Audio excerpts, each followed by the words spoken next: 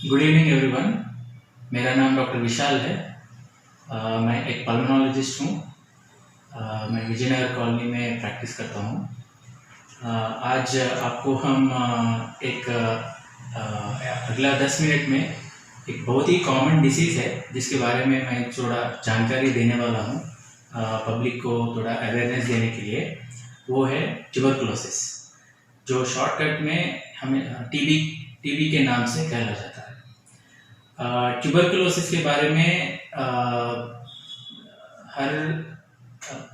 हर आदमी थोड़ा जानकारी करनी चाहिए, क्योंकि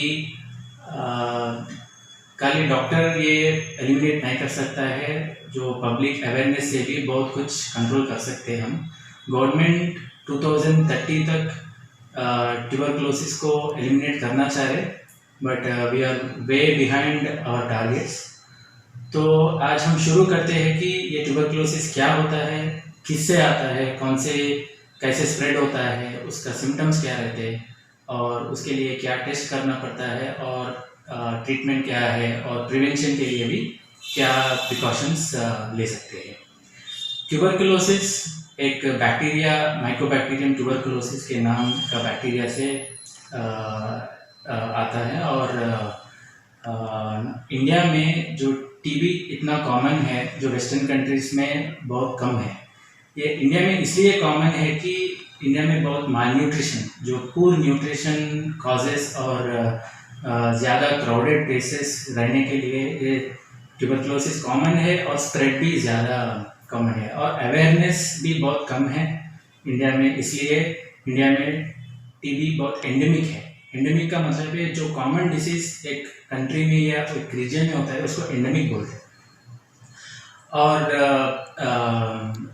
और टीबी के बहुत मिथ्स है, मतलब पेशेंट्स सोचते हैं कि टीबी अगर आ गया तो पेशेंट अगर जिंदा रह सकते हैं, उसका क्यूर है और क्या करना चाहिए, बहुत हैरान हो जाता है। आपको मैं बताता हूँ, TB is 100% curable with proper course and diagnosed at the right time. आप इसका ट्रीटमेंट एक 6 महीने और 9 महीने में कम्प्लीटली टीबी क्यूर हो सकता है। और एक डॉक्टर के डायग्नोसिस, एक डॉक्टर के सुपरविजन में होना चाहिए। टीबी कैसा स्प्रेड होता है? टीबी हवा से, एक ऑलरेडी इन्फेक्टेड जो पेशेंट है, जब वो खांसते हैं या छींकते तब वो थोड़े ड्रॉपलेट्स जो दूसरे आदमी उसको इनहेल करते हैं, तब एक आदमी टीबी से इन्फेक्ट हो सकता है। और नॉर्मली जब टीबी की बैक्टीरिया जब बॉडी में जाता है, कॉमनली वो इमीडिएटली एक डिसीज कर सकता है, नहीं तो इट कैन बॉडी उसको रुका के, मतलब जो डॉर्मेंट रह सकता है। डॉर्मेंट का मतलब है बॉडी इन्फेक्ट होता है लेकिन वो डिसीज नहीं करता है, उसको लेटेंट टीबी बोलते हैं। ये पेशेंट के इम्यूनिटी के हिसाब से रहता है। पेशेंट अगर अच्छा इम्यूनिटी है, पेशेंट को कोई रिस्क फैक्टर, कोई इम्यूनिटी कम होने के कारण नहीं है, पेशेंट उसको फाइट करने का ताकत है, तो उसको बॉडी का इम्यूनिटी टीबी के बैक्टीरिया को एक ग्रैन्युलोमा के जैसा बंद करके रखता है। उसको क्या है, लेटेंट टीबी बोलते हैं। और ये कभी भी जिंदगी में फिर वो रिएक्टिवेशन कर सकता है। अगर आपको फ्यूचर में किसी के कारण, या शुगर या और कुछ कैंसर या कुछ दवाइयों के स्टीरॉइड्स या कुछ दवाइयों के वजह भी ये जो लेटेंट है वो फिर से रिएक्टिवेशन करके डिसीज कर सकता है। और अगर पेशेंट का इम्यूनिटी बहुत कम है जब ये इन्फेक्शन करता है, और पेशेंट का न्यूट्रिशनल स्टेटस, जो मैंने अभी 2 मिनट पहले बताया आपको, इंडिया में ये माल न्यूट्रिशन बहुत ज़्यादा है, तो इसलिए अगर कोई पेशेंट थोड़ा वीक है, उसको टीबी का इन्फेक्शन हो गया, तो वो इमीडिएटली डिसीज की जैसा मैनिफेस्ट हो सकता है। वो बॉडी की इम्यूनिटी वो टीबी को कंट्रोल नहीं कर पाता है। और टीबी नॉर्मली कौन से ऑर्गन्स में आ सकता है? सबसे पहले हम शुरू करते हैं कि टीबी जब इनहेल हम एयर से आता है तो लंग्स ज़्यादा से ज़्यादा इन्फेक्ट बहुत ही कॉमन है। अगर 100 केसेस में टीबी का केसेस देखें तो उसमें 60 to 70% पल्मोनरी टीबी होता है, जो लंग्स का टीबी है। और नेक्स्ट कॉमन है ये गांठों का टीबी है, और ऊपर से हम आए तो ब्रेन का टीबी भी कॉमन है, पेट का टीबी, बोन का, और फैलोपियन ट्यूब गैनेकोलॉजिकल टीबी भी हो सकता है, और जेनेटिक यूरिनरी मतलब ये किडनी का इन्फेक्शन भी हो सकता है, और हड्डियों का भी टीबी हो सकता है। अगर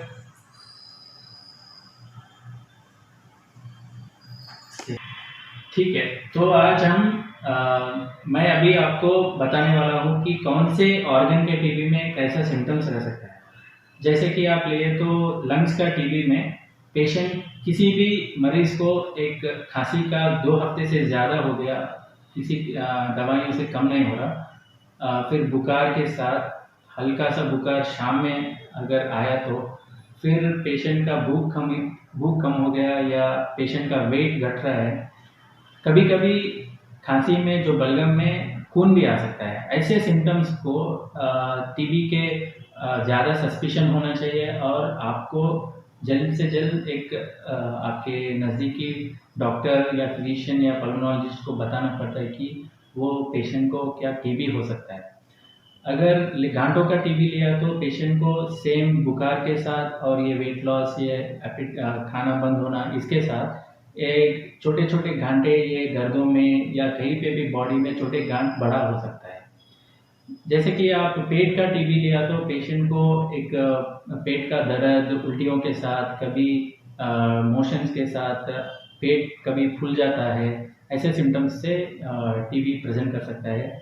कभी लंग्स में पानी भी, आप सुने होंगे कि लंग्स में पानी भरे हुए, ऐसा भी हुआ तो पेशेंट को डॉक्टर के पास लेके जाना चाहिए। जैसे सांस की तकलीफ होता है और वो पानी निकाल के उसका भी टेस्ट करके हम टीबी को प्रूव कर सकते हैं। ब्रेन का टीबी लिया तो पेशेंट को नॉर्मली बुखार के साथ सर दर्द और जैसे अजीब सी बातें करना, सेंसोरियम, अल्टर्ड सेंसोरियम में मेनिंजाइटिस बोलते हैं उसको, ऐसे सिम्टम्स के साथ टीबी का सस्पिशन होना चाहिए। स्पाइन और हड्डियों की टीबी में नॉर्मली बैक पेन से शुरू होता है, हर दर्द की गोली और ट्राई करने के बाद भी वो कम नहीं होता है, तो पेशेंट को स्पाइन का टीबी और एक स्पाइन डॉक्टर या ऑर्थोपेडिशियन या न्यूरोलॉजिस्ट को बताना पड़ता।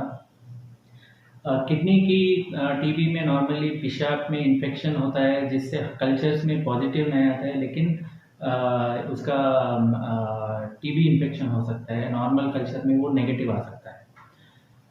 और पेशेंट को इंडिया में मतलब गायनेकोलॉजिकल रीजंस में कॉमनेस्ट कॉज ऑफ इनफर्टिलिटी, जब कभी भी एक वुमेन को इनफर्टिलिटी के कंसल्टेशन हुआ तो टीबी का वर्कअप ज़रूरी किया जाता है, क्योंकि TB is the commonest cause of infertility in India. अगर आप टेस्ट के बारे में मतलब कौन सी टेस्ट आपको डॉक्टर आपको करेंगे, जैसे कि आप लिए तो लंग्स की टीबी में आपको आपके डॉक्टर एक चेस्ट एक्सरे और एक बलगम का जांच कराने के लिए बोल सकता है, फिर नॉर्मली रूटीन ब्लड इन्वेस्टिगेशंस के साथ। बलगम में ये एएफपी टेस्ट, एएफपी स्टेन और एएफपी कल्चर, और आजकल एक मॉलिक्यूलर टेस्ट है जीन एक्सपर्ट बोल के, वो भी आजकल हम बहुत ही हर पेशेंट को करा रहे हैं। तो ये टेस्टों के साथ आपको लंग्स का टीबी है कि नहीं वो हम मालूम कर सकते हैं।